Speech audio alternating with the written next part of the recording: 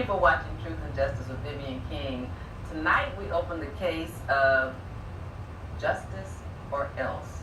We want to celebrate the 20th anniversary of the Million Man March. In the studio tonight I have Danny Muhammad, and I have Reverend Clifton and Akila Muhammad.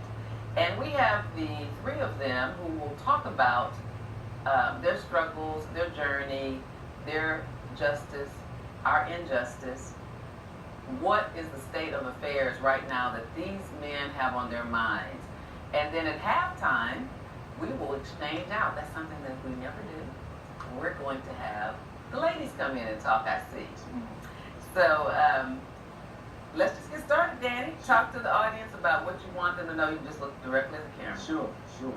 Well, first of all, I'd like to thank you for allowing us once again to come on your program, to be able to share information I think vital information to the community.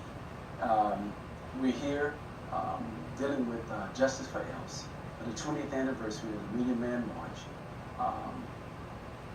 Minister Farrakhan is the convener. Minister Louis Farrakhan, the national representative of the Honorable Elijah Muhammad, is the convener of this march, along with some of the Christian pastors that has come along and helped. And that's really what this is about. It's the things that are happening, the climate of things that are happening right now. We came 20 years ago dealing with on the principle of atonement. And it was for the black man to stand up and take responsibility for our families, ourselves, and to get our families back together, because the black family has been broken. So now we're coming back. That was the Million Man March. It was in fact, it was nearly 2 million men that showed up. Amen. And now we're coming back. This is not a march. This is a gathering, a movement. This is a movement that we have now, and we're all representing the local organizing committee in Beaumont. Well, we have local organizing committees all around the nation. We have international, starting from the international level to a national level, and all the way down to the local levels. And Beaumont is the Golden Triangle, which is composed of Orange, Port Arthur, and Beaumont. Well, we're all together, and we're representing that area. And this is going on. These meetings are taking place all around the nation right now. So we're here to bring awareness to everybody about this convening of us together, regardless of race, creed, class, or color. We want justice. So this is a collective, a group of people with different faiths, nationalities, races, or what have you, and we all coming together because a lot of us are affected by the injustice that's taking place. And I notice what you do on your show, on your program. Every week. Every week. So this is I think this is an appropriate place for us to be. Yeah, I give this show and I remind my audience for us to vent. You know, as black people, as urban people, as citizens. You don't have to be black. I have white people that come on, Hispanics, Asians. Right. It doesn't really matter. But the news and the media, the controlling media shows one thing. I want us to be able to have a voice to show something else. I want to give you a voice. Talk about whatever you want to. We're all taxpaying citizens, Right. but all taxpayers do not have their perspective delivered on TV, especially those who've been aggrieved by the system, those who have had criminal records, Right. those whose families have been incarcerated, those who get beat up by the police, those who be taken advantage of by a system. But somehow, one of my goals is to get us to understand that we need to vote. Because what I can't make young people understand enough is that one vote, I don't care if it's Donald Trump, he only has one vote. And I can't make the kids understand how that equalizes us and the ignorance of us not voting and then wanting those politicians who you did not vote for to come to your aid. They're not going to do it. They're going to control, they're going to support their constituents. And so I'm going to continue the fight in giving us a voice and to educate our young people that we've got to move in all different directions. If anybody comes to your 20th anniversary gathering, or our gathering, That's right. they should be registered voters. That's right. They should be voting. No one should be mad at Barack Obama. He did his thing. That's right. But what we lack intelligence on and education on is that Barack doesn't write the laws. The president doesn't write the laws. And so we're all citizens. We need to understand the process. We need to start learning who our Congress people are and remember our basic history and political science lesson in school, in grade school, is that Congress writes the laws. So we all need to know who our congressmen are. And then when the laws are written, the Senate is the one that reviews it, and then the president either signs it or vetoes it. We need to understand what people's roles are. And we need, just like we need to understand what judges' roles are. I hear so many people saying, well, the judge gave me this sentence. Generally, it's not the judge, it's the prosecutor and your lawyer. The judge is usually the referee. And so we need to understand who these people are, and if we don't do it, then we'll stay incarcerated in our minds and in our bodies. That's right. That's all I can say. Well, I tell you, you just seem like it appears that you've been on my notes because those are some of the things that we're going to address. There's a legislative and political agenda that we're going to have, and you jumped ahead and shared. You're already on it. That's my agenda. That's right, and we own That's it. why I do this And we show do. every Wednesday. I've That's been right. doing this since 2011. That's right. Because that's my personal agenda. I might die trying, but I plan to leave this show on YouTube as my legacy of caring. But it won't be in vain. Right. Whatever you do will not be in vain.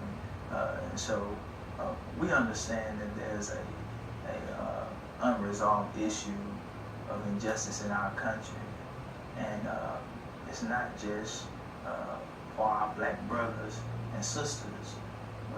This is for the Mexicans, families, our Native American families. These are our brothers and sisters also, as Mr. Farrakhan spoke of. And so it's just not a black thing. That's right. This injustice is happening to more than just us. And so upon receiving the invitation from Brother Danny, after researching and studying the movement of this Justice or Else, I decided that I would be a part of this because I love the cause and I stand for the cause.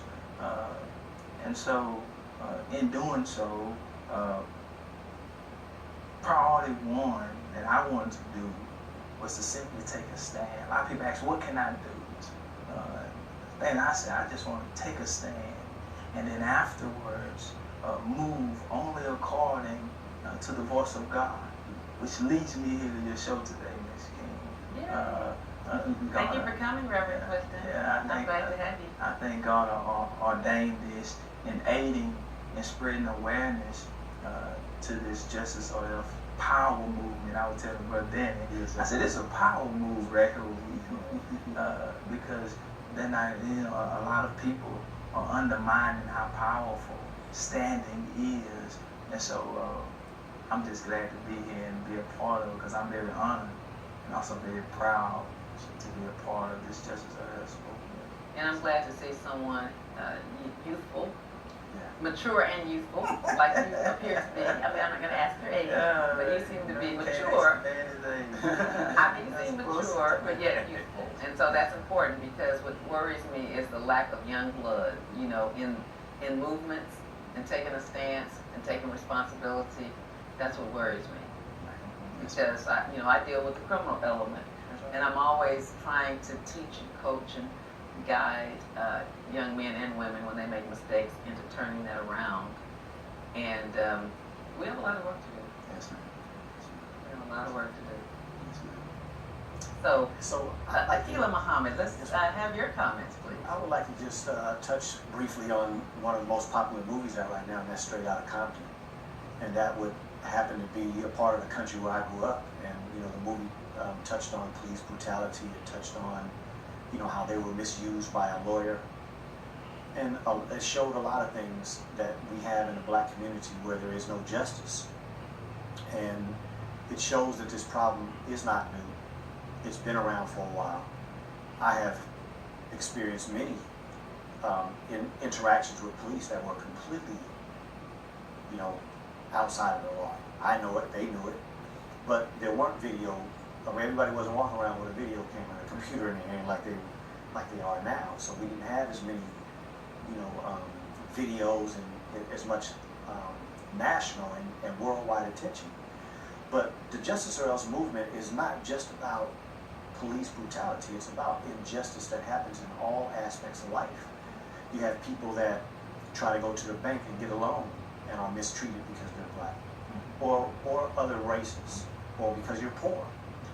We have people whose children have gotten incarcerated and never get a second chance. That's not necessarily just, So we have, I'm sure people from all over the country can witness where they look at their own community and they see things happening in other communities and everybody's paying taxes. That's unjust.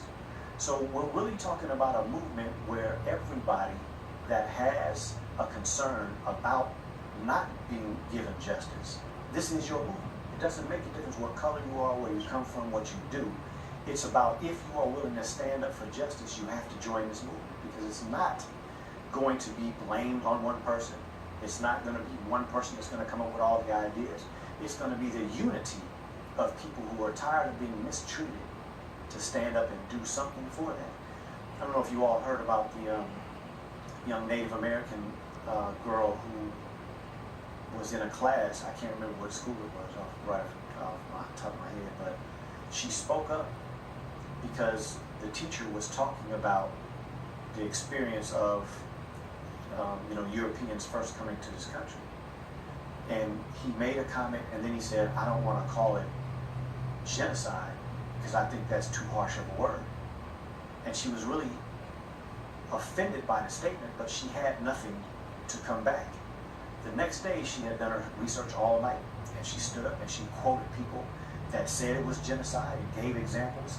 And he told her to be quiet, sent the whole class home, and then got her expelled out of his class and the school. This happened just this couple of weeks. And so now she is a very popular person on the internet, on Twitter, because they're talking about this. And this is